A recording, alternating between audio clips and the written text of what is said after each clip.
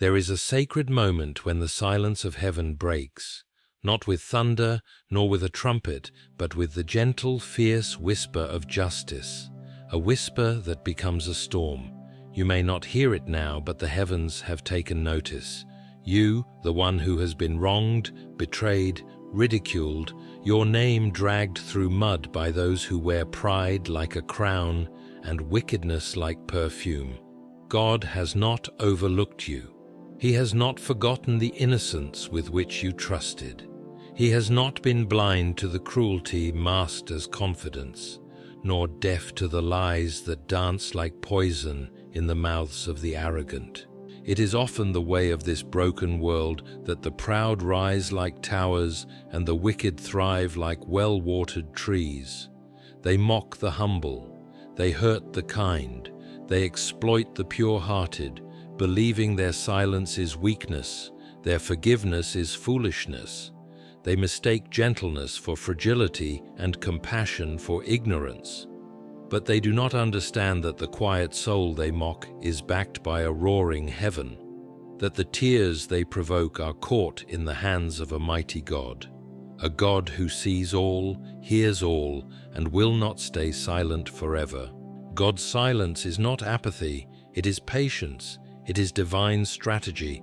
The proud confuse delay with escape, mistaking the mercy of God for indifference. But the clock of heaven is always on time. When God moves, he moves with precision. When he speaks, it is never a whisper of confusion. It is a decree. And when the pure are harmed by the proud and the wicked, it is not a matter of if God will respond. It is a matter of when. Look at the stories of old. Joseph thrown into a pit by his own brothers, falsely accused and locked away in a prison. And yet God did not remain silent. At the appointed time, he raised him to power, and those who mocked him had to bow. David, chased like an animal by a jealous king, hiding in caves with a heart still loyal. God did not stay silent. He dethroned the wicked and crowned the pure. Mordecai, ignored by those in high places, dishonored by a proud man named Haman, until God reversed the decree and lifted Mordecai high, while Haman hung on the gallows he built for another. History and scripture alike echo this one truth. God is not a passive observer in the face of injustice. He is a righteous judge. And when the proud raise their heads too high, when they touch the innocent with dirty hands, they awaken a response from the heavens they were not prepared for. You may be hurting in silence now, carrying wounds only you and God can see. You may wonder if your cries are reaching him at all, but do not mistake the stillness for absence. He is closer than your breath, more present than your pain. And when he acts, the same people who bruised your spirit with their arrogance will watch as he lifts you with his justice.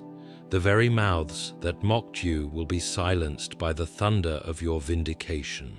If you are pure of heart, if your intentions were honest and your love was true, God has seen it. If you were met with cruelty while offering kindness, God has recorded it.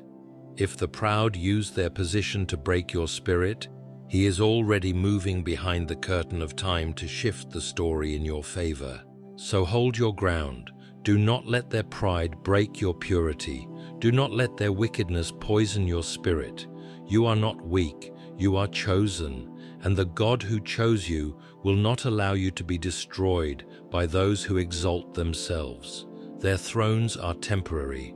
Their victories are illusions, but your healing will be eternal. Your honor will be restored. God does not forget the pure. He does not ignore the cry of the innocent, and he does not stay silent forever. God's silence is not his absence. It is his setup for justice. There is a sacred mystery in the way God moves. When we are wounded, when betrayal pierces us and injustice screams for attention, we expect an immediate response. We look to the heavens for a sign, a sudden reversal, a lightning bolt of divine intervention. But the silence lingers. The proud continue boasting. The wicked keep walking free. And we, the ones who suffer in silence, begin to wonder, has God turned his face away? But what if silence is not the absence of God, but the crafting of something far greater than our eyes can yet perceive? What if heaven is not quiet because it is uninterested, but because it is preparing something too precise, too powerful, and too perfect to be rushed?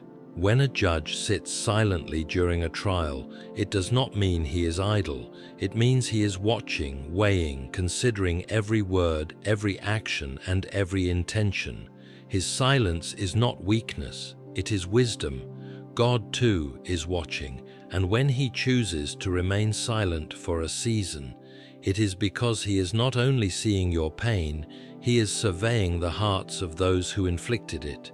He is giving them room to repent, space to return to what is right.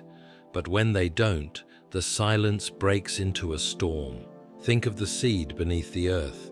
It lies in stillness, covered by soil, surrounded by darkness. No movement, no sound, no sign of life. But in that silence, transformation is taking place. Roots are growing, a stem is forming, strength is being built. If we were to disturb the silence prematurely, we would destroy the process. God's silence is not denial, it's development. You may be in that silent space now. You may feel as though your cries have gone unnoticed, your suffering has gone unacknowledged. But in truth, your tears are sacred ink in heaven's courtroom. The cries you whispered in the dark are echoing in the throne room of the Almighty. The silence is not a void. It is the sacred preparation of justice that will not miss its mark. Those who hurt the pure often mock this silence. They believe it is proof that God does not care, that nothing will ever come of their cruelty. But that belief is the deception of pride, for when God decides to act, he does not come with noise, he comes with certainty. His justice is not loud, but it is unstoppable. And the silence that once gave the proud confidence will become the stillness before their fall. So when you feel surrounded by silence, remember, God is not ignoring you. He is building something beyond your imagination. Justice delayed is not justice denied. It is justice designed by the author of all truth. He will not let the pure be hurt without response. He will not let the wicked go without a reckoning. And the silence you are enduring now is the very space where God is preparing your vindication. The wicked often mock purity because they fear what they cannot control. The world has always misunderstood purity. It sees it as weakness. It sees it as naive. To the proud and the wicked, a pure heart is a threat, not because it is fragile, but because it stands unshaken in a world that trades virtue for power. When someone is pure, they love without agenda, they give without manipulation, and they trust without games. And this unsettles the proud because they thrive on control. They measure strength by how many they can intimidate, how much they can possess, and how loud their voice can become. But purity cannot be manipulated, and that terrifies them. You were hurt not because you were weak, but because your spirit could not be owned. They couldn't predict your kindness. They couldn't understand why you forgave so quickly, why you cared so deeply, why you loved without needing something in return. To them, that kind of purity is foreign. It makes them uncomfortable, and so instead of honoring it, they try to destroy it. It is a sad truth that the proud often mask their insecurity behind mockery. They belittle what they cannot understand.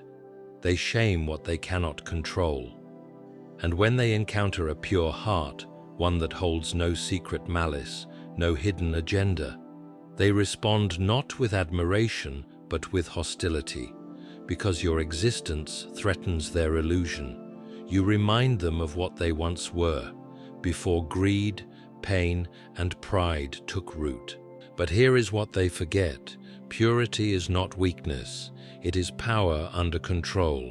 It is light in a dark place. And while the proud may parade their confidence and boast in their superiority, it is the pure who sleep with peace, walk with purpose, and carry a quiet strength that no earthly force can counterfeit. The proud try to use words to cut the pure down. They mock your tears. They question your silence. They turn your gentleness into a joke. But these things do not define you. What defines you is the unwavering truth that you are not playing by their rules. You are not fighting fire with fire. You are standing tall with a clean spirit, and no one can take that from you. They may have mocked your sincerity. They may have misused your compassion.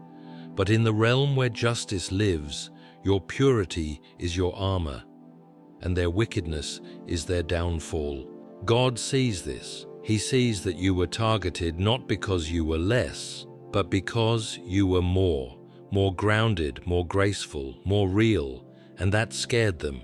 And in due time, He will make that difference clear, not just to you, but to everyone who ever tried to shame what they should have honored. The proud build their thrones on sand, but God lays His foundation in truth. Pride builds quickly, but it never builds well. The proud love the appearance of strength, the illusion of permanence. They chase power not because they understand leadership, but because they crave control. They want to be admired, feared, obeyed, even worshipped. But they build their thrones on things that cannot last: lies, manipulation, appearances, and arrogance. And like a house built on sand, their kingdoms are destined to fall. It may not happen today, and it may not happen when we expect it, but the collapse is certain. God does not let falsehood stand forever. In contrast, God lays His foundation in truth. He does not hurry, for what is eternal cannot be rushed. He does not embellish, for truth needs no decoration. When God builds, He begins deep. Down in the unseen places of the soul, beneath the surface, in the hidden roots of a life that chooses integrity over image. He lays a foundation that storms cannot shake. And while the proud race ahead, building high without depth, the pure often remain low and hidden, growing stronger in silence. But the day will come when the storm comes to both, and only one will remain standing. The proud do not worry about storms because they believe their own lies. They believe they are untouchable, elevated beyond consequence. But pride always has a blind spot. It cannot see its own end. And the wicked, in their arrogance, forget that the very foundation they stand on is cracked beneath their feet. One shift of God's hand, and everything they've built comes crashing down. Those who hurt the innocent often build their power on perception. They manipulate others to protect their image. They climb over pure hearts to elevate themselves. But that climb is short-lived. God does not honor those who rise through destruction. He honors those who stay rooted in what is right, even when it costs them everything. And while the proud may have their moment, it is just that, a moment. Truth is eternal. Sometimes it's painful to watch the proud succeed. It seems unfair that they get the platform, the attention, the wealth, the admiration. But these are temporary trophies. Their foundation is shallow, and their success is fragile. You may feel buried right now, ignored and overlooked, but you are being planted, not buried. And the difference is everything. What is planted grows. What is built on sand crumbles. God is not slow in keeping His promises. He is deliberate, and He is just. He sees who builds on pride and who builds on truth. He knows who pretends and who perseveres. And when the shaking comes, and it always comes, only those built on truth will stand. Let the proud have their stage for now. Their time is limited. Their foundation is weak. And the fall, when it comes, will be undeniable. The pure may be hurt, but they are never truly defeated. There is something indestructible about purity. It bleeds, but it never breaks. It weeps, but it never withers. The pure may be wounded again and again by the hands of the proud and the wicked, but they carry something within that no cruelty can kill, a light that comes from being aligned with truth, with love, with God. And no matter how deep the wound, that light endures. When the proud hurt the pure, they often believe they've won. They mistake silence for surrender, kindness for defeat. But they cannot see the resilience that lives inside the heart, that loves without condition. They cannot comprehend the strength it takes to forgive, to hope, to keep believing in goodness when all you've received is harm. That is not weakness, that is divine strength. The world often writes off the wounded. If you've been betrayed, lied about, mocked, or dismissed, you may be tempted to believe that your pain is proof of failure, but nothing could be further from the truth. The fact that you still care, still feel, still hope, that is your victory. The fact that your heart did not turn cold, that your soul did not grow bitter, that is a triumph greater than anything the proud could ever know. The wicked believe they've silenced the pure when they see them walk away quietly. But the pure are not retreating, they are rising elsewhere. They do not stay where honor is trampled and truth is mocked. They move forward, often alone, but never abandoned. God walks closest with those the world casts aside. He does not see them as weak, he sees them as worthy. And what they lose in the world, they gain in the kingdom that cannot be shaken. The pure are like stars hidden behind clouds. You may not see their shine, but they are still burning. And when the sky clears, when God decides the time is right, their light will be seen by all. Their story will not end in sorrow, it will end in restoration. The scars they carry will become their testimony. The tears they've shed will water the very ground of their future harvest. What the proud fail to understand is that every time they hurt a pure soul, they dig their own pit a little deeper. And every time the pure refuse to respond with bitterness, they climb a little higher. It's not just poetic justice, it's divine reversal. The proud rise fast and fall hard. The pure fall often, but they rise higher every time. You may be hurt, you may feel broken, but you are not defeated. You carry something the wicked can never replicate, a heart that has stayed soft in a world that tries to harden you. That is your crown, and God sees it, cherishes it, and will honor it in a way the world cannot deny. God often uses the same people who harmed you to witness your rise. There's a pattern woven into the heart of divine justice, one that reveals the beauty of redemption and the precision of God's timing. He doesn't just lift the broken or restore the innocent in silence. No, he often orchestrates it in such a way that those who once mocked you are made to witness your restoration. It is not done out of vengeance, but out of holy correction, a way of revealing truth to the proud by forcing them to look into the mirror of their own actions. When you were hurt, they assumed you'd never recover. They mistook your stillness for defeat, your absence for disappearance. The people who wronged you believed their chapter in your story was the end of your narrative. But God, the author of your life, never hands over his pen. And when he writes the next chapter, he makes sure that those who wrote you off read it word for word. This is not about revenge, it is about revelation. God does not operate on bitterness, he operates on truth. And the truth is, those who belittled you must see what becomes of a person held in the hand of God. It humbles them, it awakens something in them, and sometimes it even redeems them, because witnessing the rise of the one they tried to destroy often becomes the very thing that changes their heart. There is no louder sermon than the silent strength of a person who was crushed and still chose kindness. There is no clearer proof of divine favor than the rise of someone the world tried to bury. And God, in his mercy, lets the proud see this not to humiliate them, but to confront them. He allows them to sit at the table he prepares for you, not to feed their ego, but to remind them who the host is. Think of the stories etched in Scripture. Joseph, sold by his brothers into slavery, rose to power and saved them in a time of famine. But God didn't remove them from his life. He brought them back to witness the fruit of the very dream they tried to kill. David, hunted by Saul, became king. And when Saul was gone, David honored his family, showing grace to those connected to his enemy. Jesus, crucified by the proud and the religious, rose not in secret, but in glory. And his resurrection was seen by many who once shouted for his death. In your own life, there are those who watched you fall, who contributed to your pain, who clapped when you broke, and in their pride, they assumed you were finished.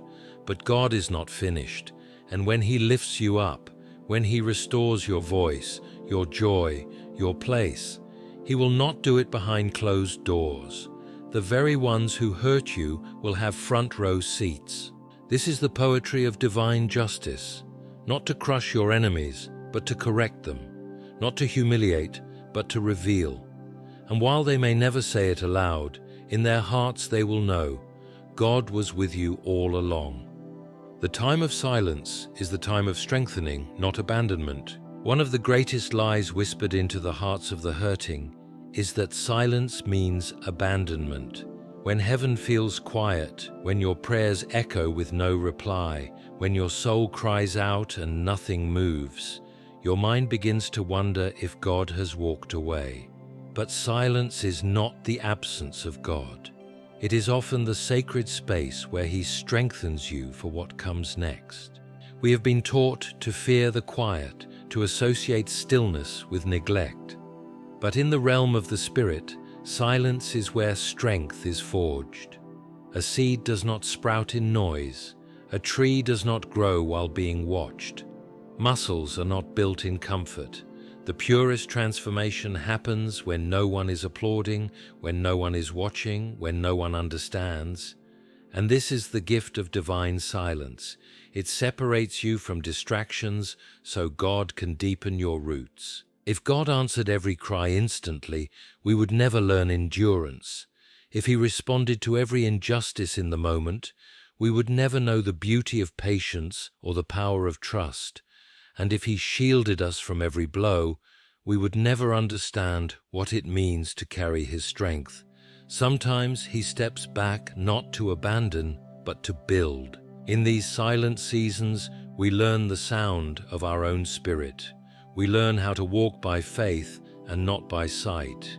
We discover that we are not as fragile as the world made us feel. The very pain we begged God to take away becomes the soil where resilience grows.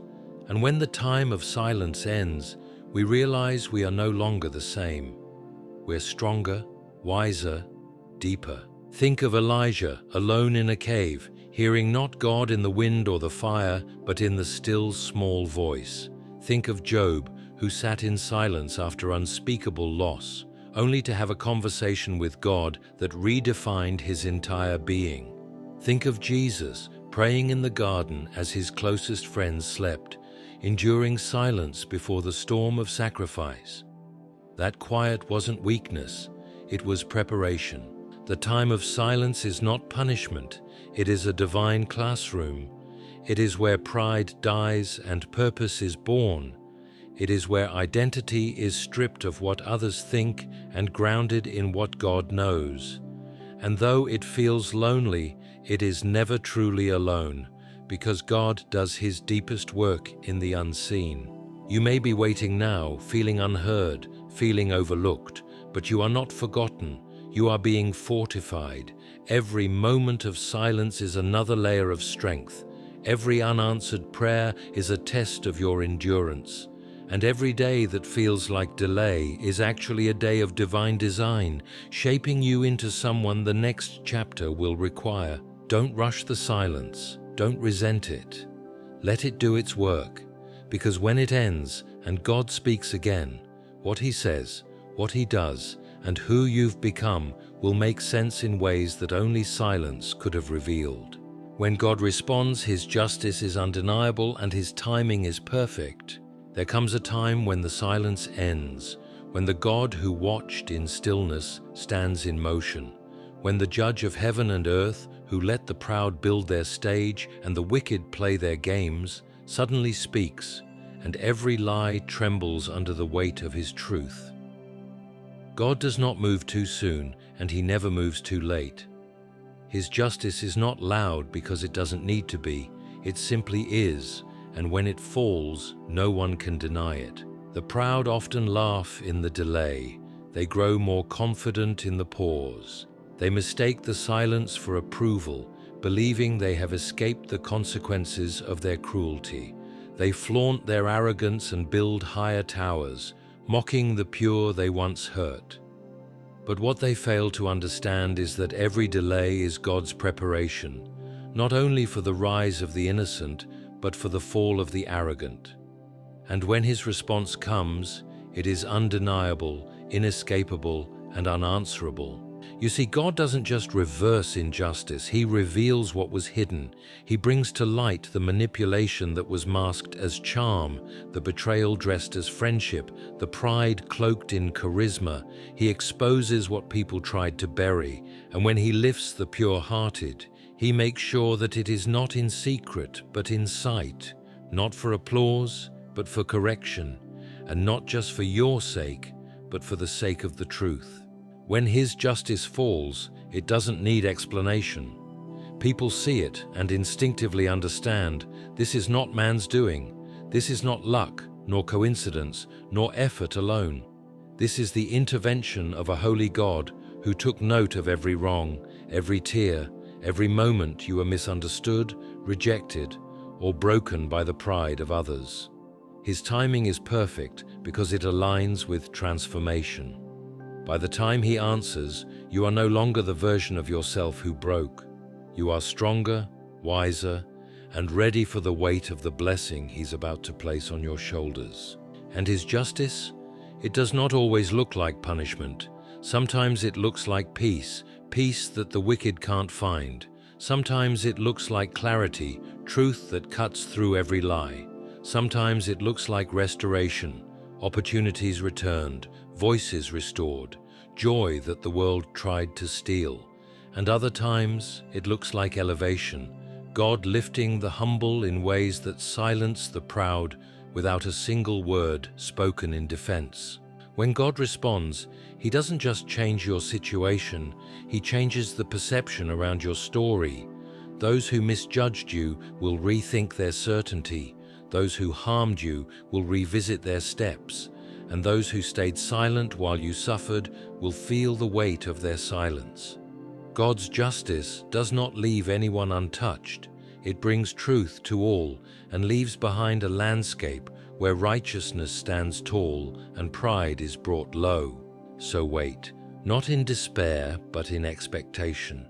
Because when he moves, everything moves, and when he speaks, the noise of the wicked is drowned by the power of truth. You were never abandoned, not when they hurt you, not when they lied about you, not when they pushed you aside as if you didn't matter. You were never forgotten, not in the nights you cried silently, not in the days you smiled through pain, not in the moments you walked alone carrying a heart that still refused to hate. God has been present from the beginning. He saw it all. He heard what others never acknowledged. He felt every heartbreak that was brushed off by those too proud to care. And though it seemed like he was silent, he was writing a story so precise, so poetic, that it will leave even your enemies wondering how they missed the signs of your rising. You are not defined by what they did to you. You are defined by who held you in the silence, who carried you in the storm, and who is about to speak on your behalf in a way that no voice on earth can deny. The proud may have walked over your name, the wicked may have tried to darken your light, but God will not stay silent when the pure are hurt. He will rise in truth, move in justice, and reveal to the world that your pain was never wasted. You were chosen not because you were loud, but because you were loyal.